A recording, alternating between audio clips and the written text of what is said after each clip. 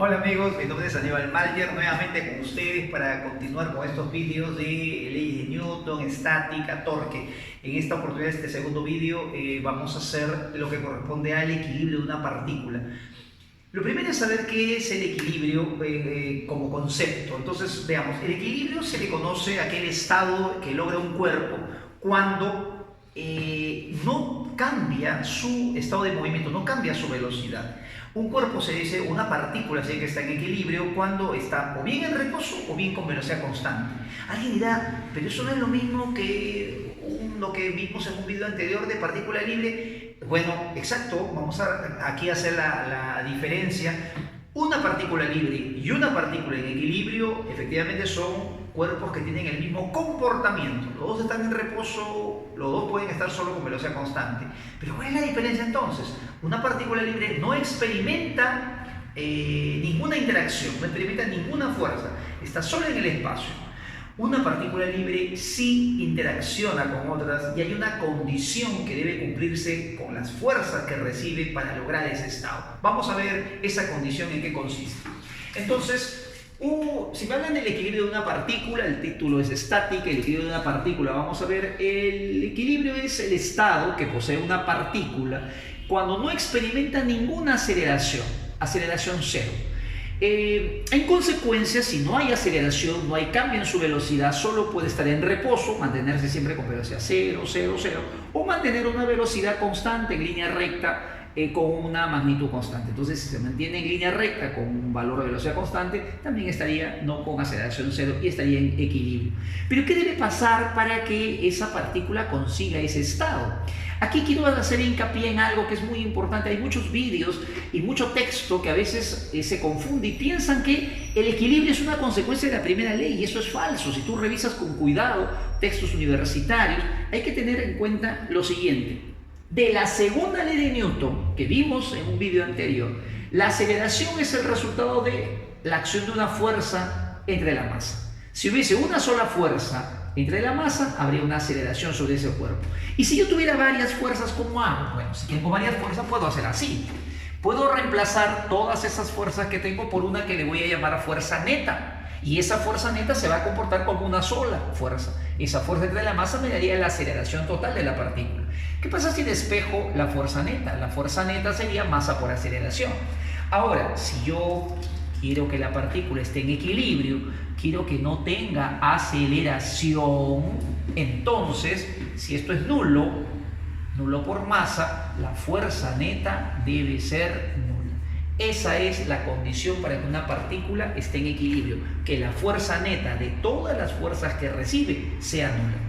Para hacer los problemas de cuerpos en equilibrio, partículas en equilibrio, fundamental es que sepas hacer diagrama de cuerpo libre. Vamos a ver entonces qué es un diagrama de cuerpo libre.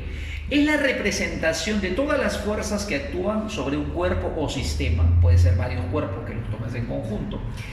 El diagrama de cuerpo libre debería hacerse suficiente con la tercera ley de Newton. Debería yo aplicar la tercera ley de Newton a cada interacción. Y como vimos en un video anterior, un cuerpo aplica una acción, el otro responde con una reacción.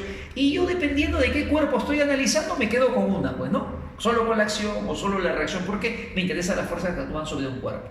Pero eso en el momento de la práctica, en el momento de un estudiante ir a resolver un problema, vemos que no es tan sencillo. Yo te voy a dar unas recomendaciones, quiero que mires este esquema de acá. ¿Cómo debes hacer un diagrama de cuerpo libre? Yo quisiera que lo sigas y vas a ver que con este esquema te vas a volver un estudiante totalmente poderoso en diagrama de cuerpo libre. Vas a hacer tu diagrama de cuerpo libre correcto y vas a ver que te van a salir los problemas al toque.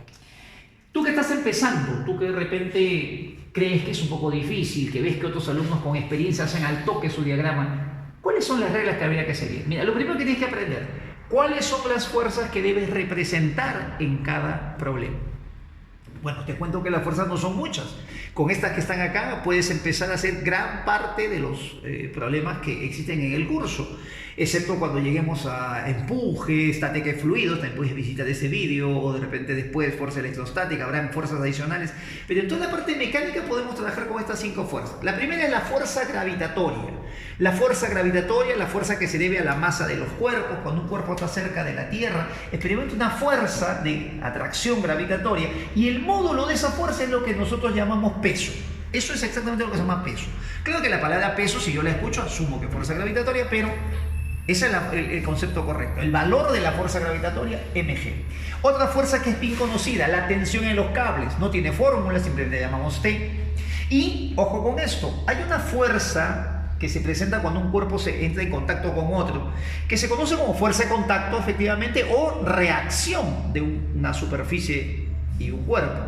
La reacción o fuerza de contacto tiene dos componentes, lo que se llama la fuerza normal y la fuerza de fricción o rozamiento, que será representada con la letra F. Y si hay resortes, una fuerza elástica. El valor de la fuerza elástica será una constante elástica, que normalmente es dato del problema, multiplicado por X, que es la deformación del resorte, o sea, el cambio en la longitud del resorte. Una vez que tú memorizas esto, cuáles son las fuerzas, tienes que aprender cómo reconocer la presencia de esas fuerzas en los problemas. Entonces, escucha bien esto. La fuerza gravitatoria siempre va a estar presente en los problemas, excepto que el problema te diga, escucha, excepto que el problema te mencione en forma explícita que el cuerpo es de masa, de repente, peso despreciable, te puede decir que es un cuerpo muy liviano, esa palabra se usa mucho en exámenes también. Si es de peso despreciable, si es de repente muy liviano, el problema te está especificando, entonces en ese caso debes olvidar del peso, pero siempre debes pensar que el peso existe. La tensión, ¿cómo me doy cuenta? Porque veo cables, cuerdas, cadenas, un cuerpo que está siendo estirado, un cuerpo que trata de deformarse, pero en forma hacia afuera, como un cable que es estirado, una cuerda, acá está una barra, pues, experimenta entonces una tensión. Cuando hay una superficie de apoyo, por ejemplo paredes en los problemas, planos inclinados, piso, eso es un indicador de que ahí tiene que haber una fuerza normal. Y si esa superficie es áspera, debe haber fuerza de fricción o rozamiento. Para que haya fuerza elástica tiene que haber un resorte deformado. Si el resorte no está deformado, tampoco hay fuerza elástica. Y finalmente, ¿cómo la voy a representar? El peso lo voy a dibujar así, la fuerza gravitatoria, alias peso, vertical hacia abajo siempre. Así el cuerpo esté de costado, el peso vertical hacia abajo. Con esto voy a hacer algunos ejemplos. Recuerda esto, puedes retroceder el video para que lo sigas viendo. La tensión siempre saliendo del cuerpo que analizo, nunca entra, siempre sale del cuerpo que analizo. La reacción normal llegando al cuerpo, el revés de la tensión, llegando al cuerpo y perpendicular a la superficie.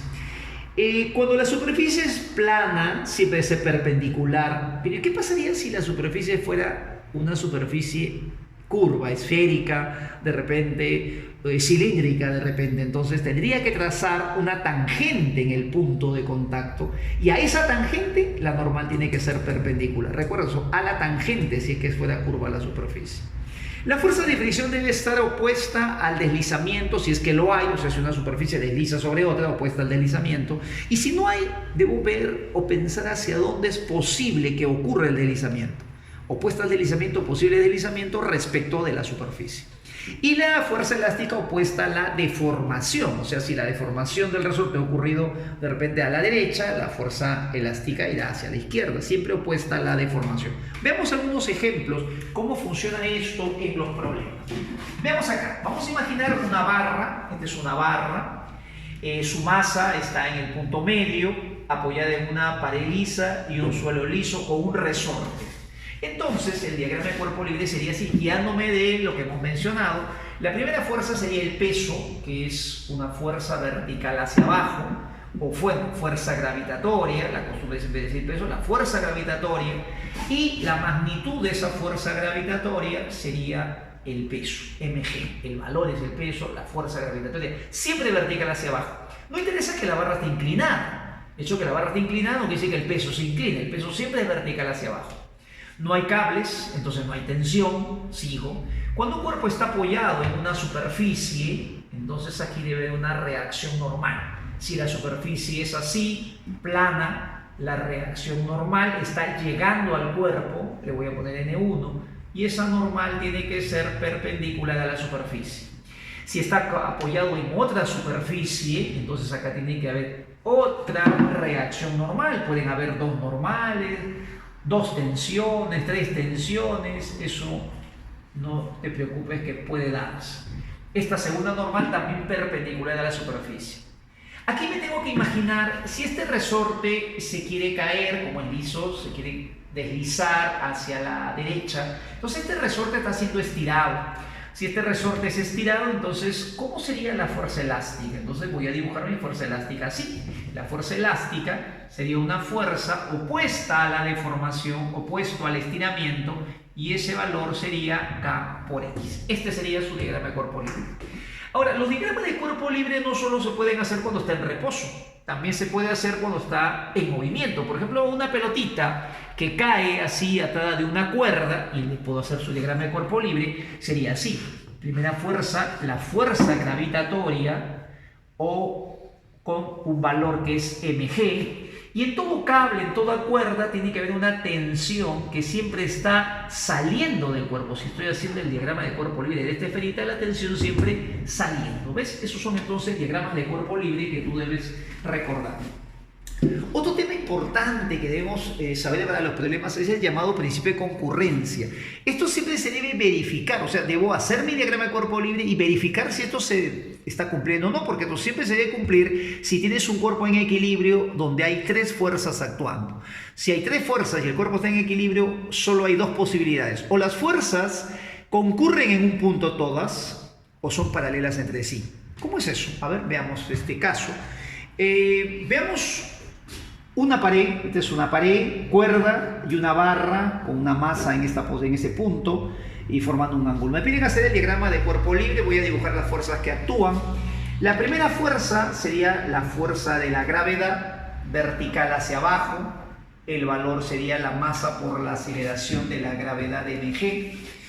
En toda cuerda, en todo cable, va a haber siempre una tensión. Como estoy haciendo el diagrama de cuerpo libre de esta barra, entonces la tensión tiene que estar saliendo del cuerpo y por lo tanto la tensión la tengo que dibujar así, a lo largo del cable y saliendo del cuerpo. Ahí está la tensión.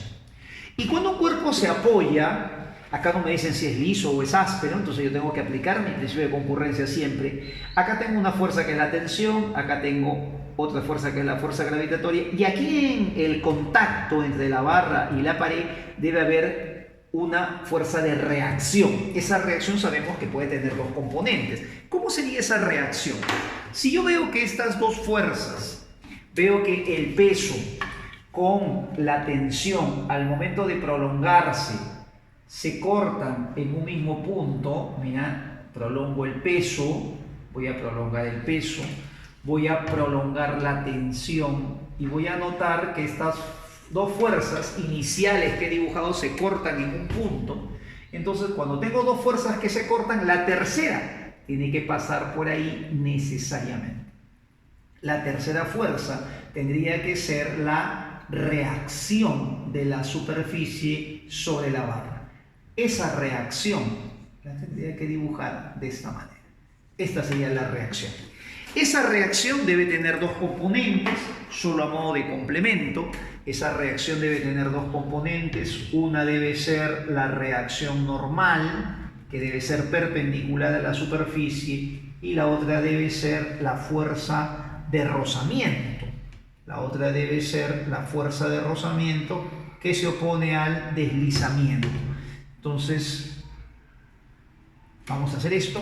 Esta reacción es la reacción entre la superficie y la barra, debe tener dos fuerzas, dos componentes, una que es la reacción normal y otra que es la fuerza de fricción, que es la que está impidiendo que la barra deslice hacia la parte de abajo. Entonces, no te olvides, la normal y la fricción son componentes de una sola fuerza que se conoce como fuerza de contacto o reacción. Otro ejemplo lo tenemos acá. ¿Qué pasa si tenemos una barra con su masa en ese punto, una cuerda apoyada en un plano inclinado? Me piden hacer diagrama de cuerpo libre, entonces hago el diagrama de cuerpo libre. Primera fuerza, dibujo la fuerza gravitatoria que sería mg. En toda cuerda una tensión que está saliendo del cuerpo siempre está así saliendo de la barra.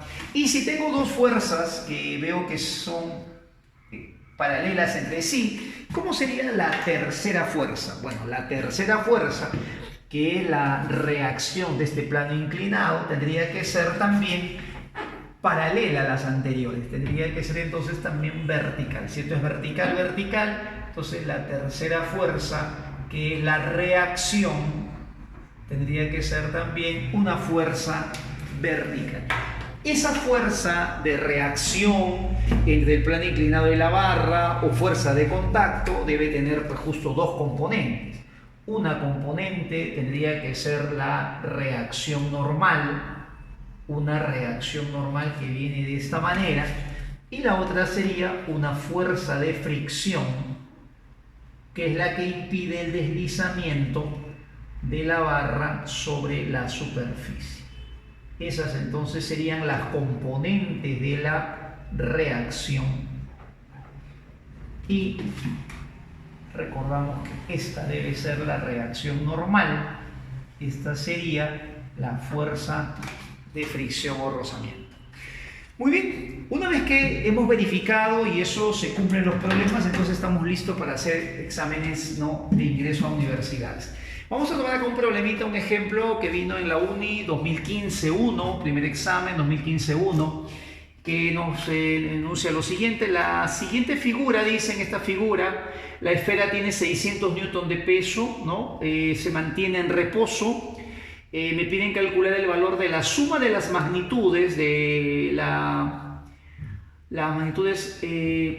el valor de la suma de las magnitudes de la tensión en la cuerda más la reacción del plano. Acá creo que el texto no hemos confundido. En la siguiente figura, la esfera de 600 newton se mantiene en reposo. Calcular el valor de la suma de las magnitudes de aquí es la tensión en la cuerda, de la tensión en la cuerda más la reacción del plano inclinado. Bueno, vamos a hacer entonces un diagrama de cuerpo libre. Nos da este dato en la figura, así vino la figura, ángulo de 60, esta es la cuerda, esta es la esferita de la que habla el problema, que tiene 600 newton, este es el plano inclinado con un ángulo de 30 grados. ¿Cómo debo plantear un ejercicio? Si me dicen que el cuerpo está en reposo, entonces quiere decir que está en equilibrio. Un cuerpo en reposo está en equilibrio y por lo tanto debo empezar haciendo mi diagrama de cuerpo libre. La primera fuerza, bueno, vamos a seguir el esquema del diagrama de cuerpo libre, debo pensar siempre en ese orden. La primera fuerza es la fuerza gravitacional y se dibuja siempre a partir del centro de gravedad. Si es una esfera, está en el centro de la esfera y esa fuerza gravitacional tiene un valor que se llama peso, que en este caso nos están diciendo que es 600.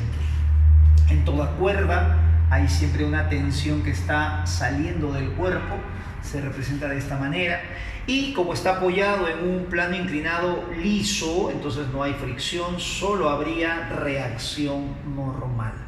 Debe siempre verificar que se cumple el principio de concurrencia. Como puedes ver, las tres fuerzas tienen que pasar por un mismo punto, que sería en este caso el centro de la esfera. Una primera técnica para resolver los problemas, una primera técnica que vamos a ver es el método de triángulo. Se puede formar un triángulo con las fuerzas. Y veamos, mira, dónde se puede formar el triángulo. Hay algunos estudiantes que tienen, bastante habilidad de poder colocar las fuerzas una a continuación de otra.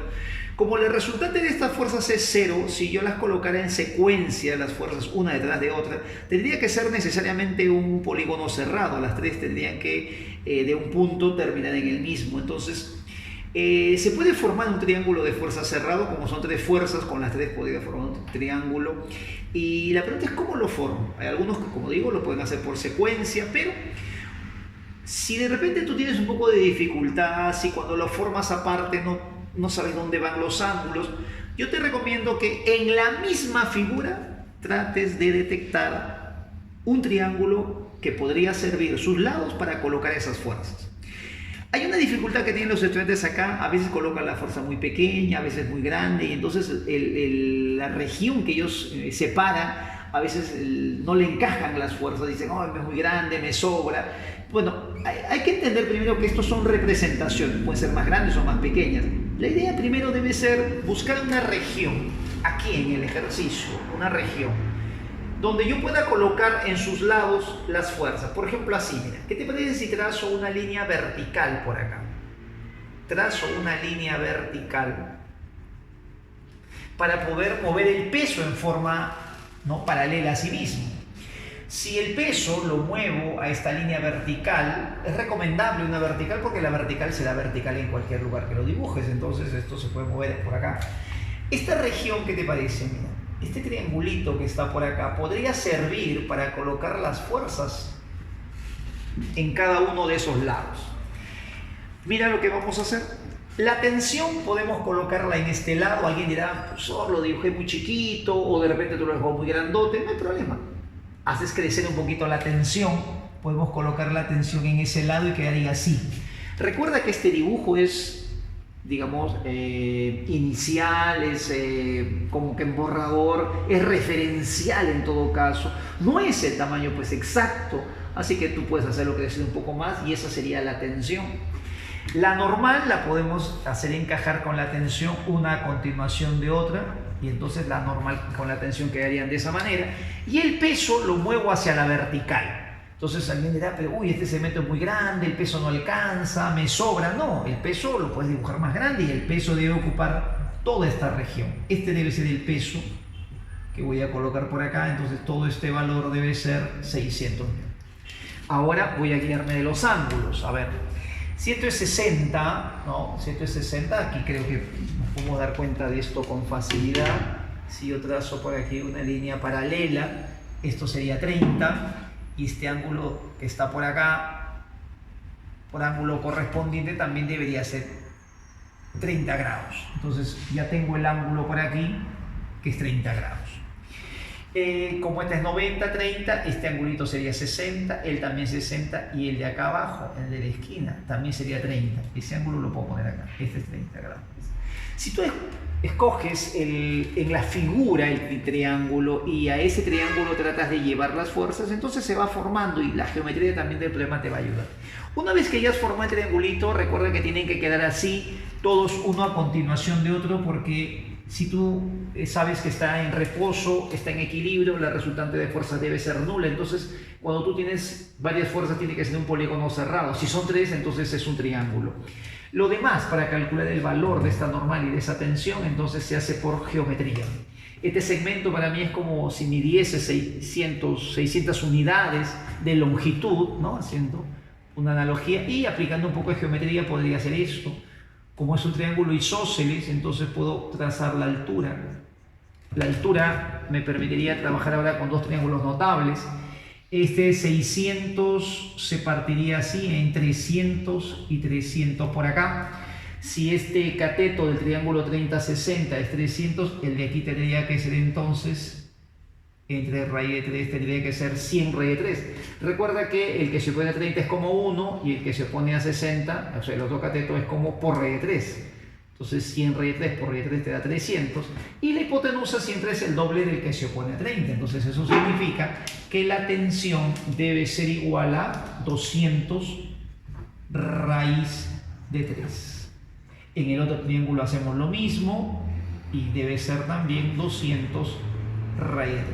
Lo que nos están pidiendo, por lo tanto, es la suma de las magnitudes, tanto la normal como la tensión, y la respuesta entonces sale 400 raíz de 3.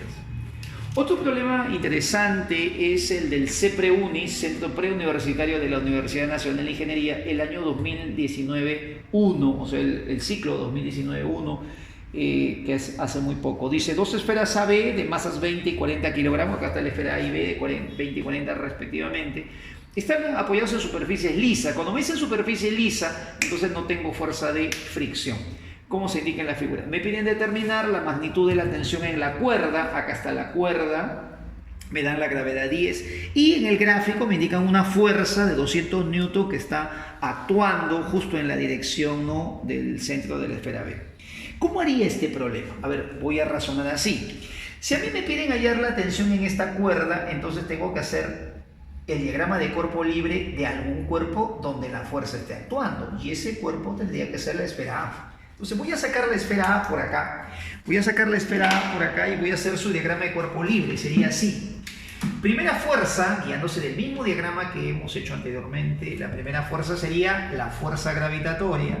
Su valor es el peso. Dice que la esfera A tiene 20 kilogramos, entonces el valor de esa fuerza gravitatoria sería 200 newton. Cuando está apoyado en el piso hay una llamada reacción normal, le vamos a llamar a esto una normal 1, que debe ser así, perpendicular a la superficie. Cuando es una superficie esférica, la reacción normal es perpendicular, ves, a la recta tangente. Esta superficie es tangente a la esfera y por lo tanto debe pasar por el centro de la superficie esférica. En toda cuerda, ¿no? Mira la cuerda, aquí debe haber una tensión y la tensión siempre tiene que estar jalando, ¿no?, al cuerpo, saliendo del cuerpo. Esta sería la tensión. Y como la esfera de arriba se está apoyando en la esfera de abajo, entonces cuando un cuerpo se apoya en otro, está en contacto con otro, la reacción normal siempre tiene que estar llegando. A esto le vamos a llamar una reacción normal 2. Es una fuerza de contacto entre las dos que le podemos llamar una N, una normal 2. Normal en este caso sería perpendicular a la tangente entre ellos. Como es perpendicular a la tangente prolongada, también pasa por el centro. En este ejercicio yo tengo muchas incógnitas. Si quiero formar un triángulo con ellas, podría de repente estas dos juntarlas, 1, 2, y la resultante de ellas podrían formar un triángulo, pero no tengo la normal, no tengo la tensión, no tengo N2, no tengo no tengo todas las fuerzas y tengo muchas incógnitas en este ejercicio. ¿Qué hacer si hago el diagrama de cuerpo libre y me doy cuenta que tengo muy pocos datos, tengo demasiadas incógnitas? Entonces, una de las formas que se puede, de los mecanismos que se podría hacer para poder hallar alguna de las fuerzas que están aquí, es hacer otro tipo de análisis. Volvamos a esta figura. No, ya analicé la esfera A, ya hice su diagrama de cuerpo libre. Para hallar la tensión veo que tenga muchas fuerzas. ¿Qué otra cosa podría hacer? Tengo dos caminos. Uno es analizar la esfera B, donde también voy a encontrar con muchas fuerzas, no puedo calcular todo. Y otra cosa que se puede hacer cuando tienes varios cuerpos es juntarlos todos y tomarlos como un sistema. Voy a imaginarme que las dos esferas se juntan. Se unen las dos esferas y las voy a manejar como si fueran una sola inmensa, una cosa así. Las dos esferas las vamos a convertir en una sola, un solo cuerpo grandote, un cuerpo así grandazo. Y entonces ya no vamos a tener ahora dos esferas, vamos a tener un solo cuerpo muy grande, donde las fuerzas internas ya no me van a interesar, solo las fuerzas externas. ¿Qué pasa si hago el diagrama de cuerpo libre sobre ese cuerpo grande? En el diagrama de cuerpo libre sería así. A ver, el peso total de estos dos cuerpos sería así. La fuerza gravitatoria tendría que dar un valor total. Si él tenía una masa de 20 y el de 40, en total sería 60. La fuerza total sería 600. Acá sigue habiendo la cuerda que está siempre saliendo del cuerpo que analizo, que en este caso es mi sistema, le voy a llamar T.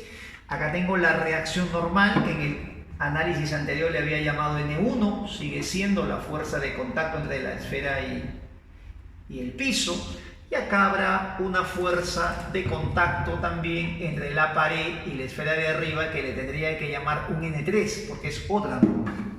Si nosotros observamos ahora esta figura, otro mecanismo que existe en los problemas es el siguiente.